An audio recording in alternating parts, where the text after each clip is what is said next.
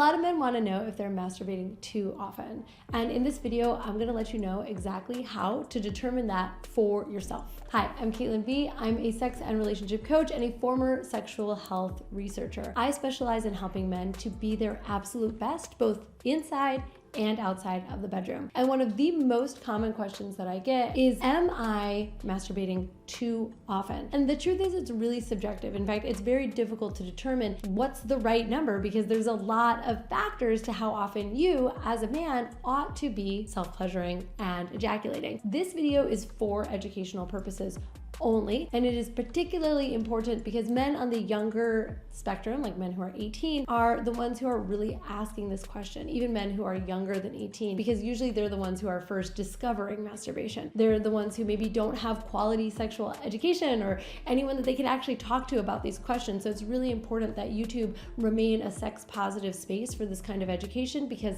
unfortunately, most of us don't have access to quality sexual health education, despite it being one of the biggest determinants in the quality of our adult life when we get there. So why do people ask if they're masturbating too often? Well, I think that guys have some concerns, right? Maybe you have some chafing or like some physical damage to your penis that you're a little bit worried about. Maybe your girlfriend brought it up because you don't want to have sex with her quite so much anymore. Maybe you're watching this because you're worried that you have a porn problem. I have a whole video series on porn addiction, so check that out next if that's you. And there's all kinds of weird rumors that are going around and have been going around since masturbation itself, which by the way is as old as time. I mean, even fetuses masturbate inside of the womb. Yeah, that's right. I know. There's a lot of urban legends that if you masturbate too much, you'll go blind or you'll grow hair on your hands or you name it. And I'm here to clarify all that and let you know that there are some consequences to masturbating too frequently. That's true, but they're not that you're gonna grow hair on your palms. So how do you know if you are masturbating too often? You're gonna run it through my 6-part check and see if it is negatively affecting you and your quality of life in any of these 6 areas. And if it is, that may be an indication that you need to cut it back. All right, area number 1 is your mental well-being. Your mental well-being are the thoughts that run through your mind as well as your mental health. So if you are so distressed about masturbation, maybe you're thinking about it so often you can't stop thinking about it. The words that are going through your head are that you're evil, you're a monster, you're a bad person, this is too much, I feel bad about myself when I do this, I get depression or anxiety. When I think about masturbating, it triggers these things for me. Then that may be an indication that you're doing it too frequently. Unfortunately, that may also be an indication that you grew up in a culturally conservative or religious place in which ideas like you should feel shame have been embedded into your mind. So your job is to sort of take apart what's cultural to the degree that's possible for you, what's been socially conditioned, what you've been taught, versus your own well-being. And there is a difference. We know when we're doing something that is violating our own mental well-being, let alone if it violates our culture, the family we grew up in, or the standards that we have been conditioned to uphold. Number 2, is it affecting you emotionally? So for emotions, we're gonna create that inside of this conversation as bodily feelings such as sadness, frustration, angst, discomfort, anger, etc. If you're masturbating so often that your emotional well-being is disrupted, if you are having problems regulating your emotions when it comes to masturbation and self-care, you feel distressed, you get sweaty, you get anxious, you feel clamping in your chest or in your throat, you feel like you're being compressed on all sides when it comes to masturbation, or thinking about doing it or not doing it, then it is messing up your emotional well-being or negatively impacting your emotional health. And yes, your mental health, the thoughts that run through your head, and the emotional health, the way that you feel, are different, and they may feel like they're conflated or the same at times. That's okay too. Either way, if there's something that's going on that doesn't feel right, then that is a good indication that you may be masturbating too often. You also may be masturbating in the same way, and I'm going to talk about that next. Number 3, your physical well-being. So when I say physical well-being, I'm talking about the physical body. And usually if you're masturbating too much, your physical body is going to have an indication like chafing, soreness, redness, irritation, or just actual like injury to your penis. This is also true if you're masturbating, as I said earlier, in the wrong way. And I don't mean that there's like a right or a wrong way to masturbate, but in science they call this an idiosyncratic way. And basically it's a way that cannot be recreated by a hand, a mouth, a vagina, an anus, etc. So if you masturbate by humping in between couch cushions, if you masturbate against a floor, these are all ways that a human body can't really replicate. And these are also ways that are more likely to end in injury to your penis itself. So if you are masturbating in that way, you may want to get checked out by a physician, go to a urologist or a penis doctor to make sure that you are in good health. Once you'll get horny again, I promise, and if you start to use your hands and some lubricant, eventually you can train your body to find pleasure there instead of against like a firm surface or a dry couch. I personally always 11 out of 10 times recommend that you use lubricant when you masturbate. For men, I highly recommend a silicone-based lubricant because it dries without getting sticky. And my favorite one of those is Uberlube. And no, they don't pay me to say that. I really just love their product, but a silicone-based lube is wonderful for staying slick through a masturbation session. And if you've been following me on YouTube for any length of time, you know that I always recommend that you masturbate for 15 to 20 minutes if you deal with any kind of premature ejaculation. So wet and for 15 to 20 minutes, that is how I highly recommend that you masturbate. That's gonna help you to take care of the physical health of your penis. If you're already doing both of those things and you find that you're physically impacted, then you may just be masturbating a little bit too often, or you may just need to change how you're holding your hand, add some lube,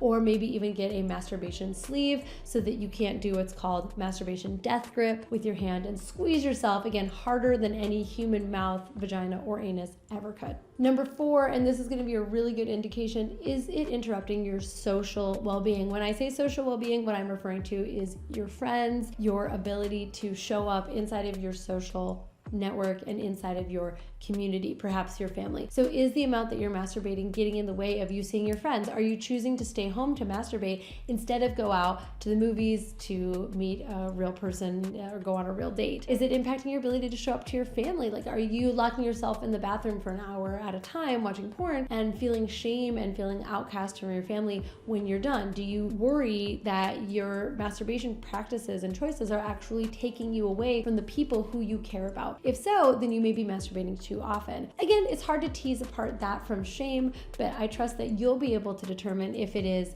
that it's actually taking you away from your social well-being, taking you away from your hobbies, your habits, the clubs that you would otherwise belong to, the sports that you would otherwise be playing, the things that you would like to do with the people who you're related to, then it may be too much. Next up, number 5, is it getting in the way of your financial well-being? Are you spending so much money on masturbating, whether that's on cam girls or on porn sites? Are you spending so much money on your masturbation habit that it is actually affecting your ability to pay for and save and maintain your financial goals? If that's the case, then you may be masturbating too often. I personally recommend that you do not masturbate to porn, at least not on a regular basis, and at least not compulsively, meaning that you don't really feel like you even have a choice in the matter. It's just a habit. You just do it automatically upon compulsion. The reason that I recommend that is because my job as a sex and relationship coach is to help men to have better sex, usually with their partner or even with themselves. And porn is a really excellent tool for creating arousal, getting erect if you have trouble getting erect, but it is outsourcing the responsibility for your arousal and for your erection to a screen. Now, don't get me wrong, porn is also an excellent source of creativity. You can get all kinds of great ideas and maybe know things that you're turned on by or that you want to try by watching porn. But when you rely on porn to get yourself up and to get yourself off, then you may be over-reliant on porn, and then your sexuality